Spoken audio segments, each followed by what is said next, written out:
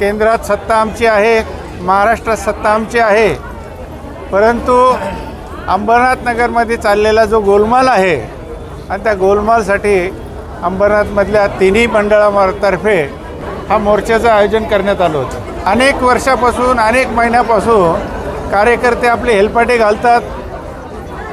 या नगरपालिकेमध्ये अशी वरड आहे की बोगस बिलं काढली जातात, कामं न करता बिलं काढली जातात, जनतेचा पैशाचा गैरवापर केला जातो, अतिशय घाणेरड्या पद्धतीने शौचालय आहेत, करोडो रुपये खर्च केले जातात, पण त्याचा जो फायदा सर्वसामान्य नागरिकाला मिळाला पाहिजे तो मिळत नाही। मी सांगतो मुख्याधिकारी साहेबांनी, मी सांगतो ते शौचालय एक दिवस वापरावं, मी त्यांना 1 लाख रुपये देईल। भाजी मार्केटचा प्रश्न आहे, 1972 साली हे भाजी मार्केट बांधलेलं आहे। साधारणतः 30 ते 35 वर्षामध्ये इमारत ही जीर्ण होती, परंतु आजपर्यंत जवळजवळ 55 वर्ष होऊनसुद्धा ह्या भाजी मार्केटचं पुनर्निर्मिती झालेली नाही।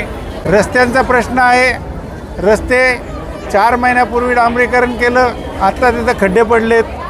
जर 1 महिना त्यांनी कामं नाही केली तर अभिजित करंजुले यांनी सांगितल्याप्रमाणे या नगरपालिकेला टाळा ठोकू आणि परत या नगरपालिकेत CO दिसणार नाही अशी व्यवस्था आम्ही करू।